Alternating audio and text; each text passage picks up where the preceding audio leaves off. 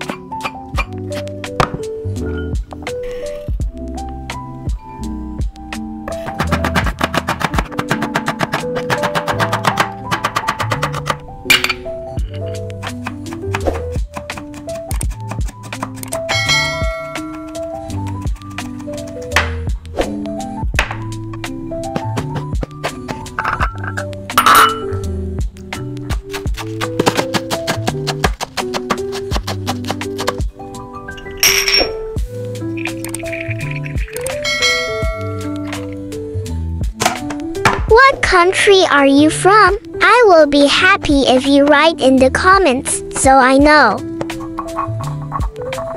walang nag-aalmusal sa amin guys. Kaya lang, well ngayon, tatry natin magluto ng breakfast. Wala lang, namiss ko lang kumain ng breakfast. So, pero pwede naman kumain ng breakfast sa lunch, snack, dinner, di ba? Pero, dahil maraming rice, gawa tayong fried rice. Gawa tayong spam fried rice. So, lutuin muna natin yung egg. Actually, pa-lunch naman na. Kaya lang, bigla akong nag-crave ng spam fried rice. Bihira lang naman tayong kumain nito, kaya okay lang. Then, lagay tayo ng mozzarella cheese. Leftover lang to na ginamit ko doon sa tuna quesadilla na baon nila the other day. So, kaysa i-vacuum seal ko sa ulit, mas mahal yung plastic kaysa sa konting natira na to. Halo na natin dito sa egg para sa spam rice. So, ito, on top na lang natin since meron siyang cheese. Sabi ko nga madalas, kung ano yung mga sobra-sobra sa pantry o kaya sa freezer o sa ref, yung niluluto natin para hindi siya sayang.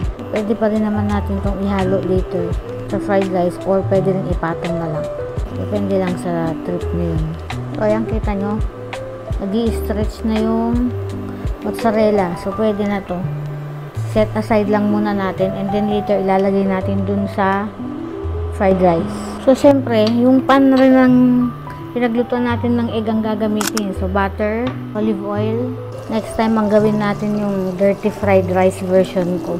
Pero sa ngayon kasi, wala man talaga akong balak sana magluto. Pero wala nga kumakain sa amin ng breakfast. So, lagay tayong onions. Pero nga, wala nga nagbe-breakfast sa amin dahil di naman kaya ng oras nila. Kaya kong magluto ng breakfast nila kahit anong oras pag gusto pa rin nilang kumain bago umalis. Pero matagal na kasi kami ritong ilang years na din na hindi kami nagbe-breakfast. So, garlic, carrots. Ito minsan nilalagyan ko rin ng kalabasa. Kaya lang naubusan ako. So, carrots na lang. Hindi na rin natin lalagyan ng green peas kasi yun nga, hindi rin nila kinakain. Although minsan nakakalusot. Mushroom, spam. So, lutuin lang natin ng maayos yung spam, yung medyo may crunchiness outside para mas masarap. So, yan, luto na and medyo nag-crunchy yung iba. Then, lagay na natin yung soy sauce with calamansi, fish sauce, and sesame oil. Then, lagay natin yung cabbage para kunwari healthy-healthyhan. Then, lagay na natin yung rice.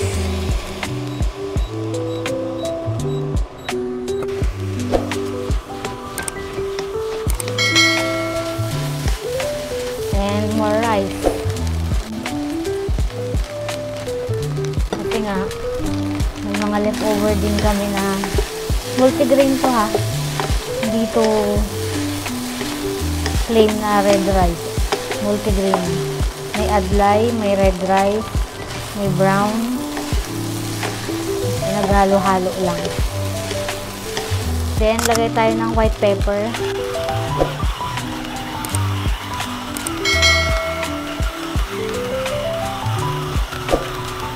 Then, lagay natin yung corn. Ayan, mix lang ulit. Actually, may rice pa dito. Kaya iniisip ko, ihahalo ko pa. Pwede naman. Lagay na natin lahat. Sayang. Kunti na lang yun.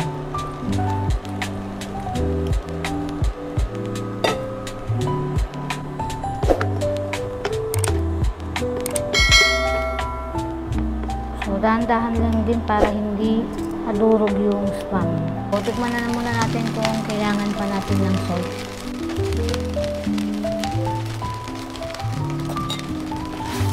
Actually, sa akin hindi na kailangan. Pero, magdagan na rin natin ng salt. Mixture ko kasi kanina, mas marami yung kalamansi kaysa yung soy sauce. Kasi kaya naman ako naglalagay dito ng kalamansi para kung hindi pa rin maubos, hindi rin, pwedeng i-rep at hindi siya mapapanis basta-basta. Then, lagay na natin yung egg kanina na nilagyan natin ng mozzarella.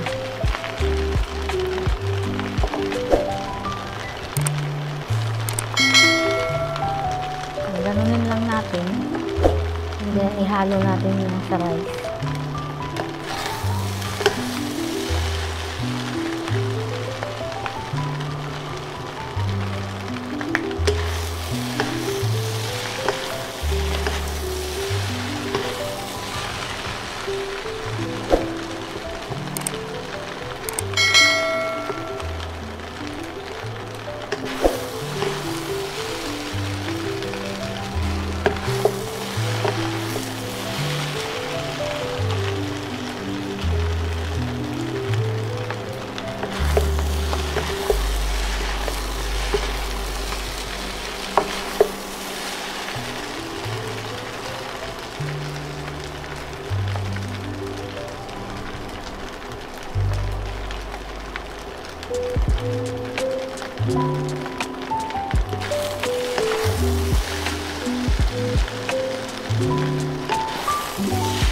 If you made it to this point of the vlog, please leave a blue heart emoji in the comments. Thank you so much for watching all the way. Ayan. Plating na natin to guys.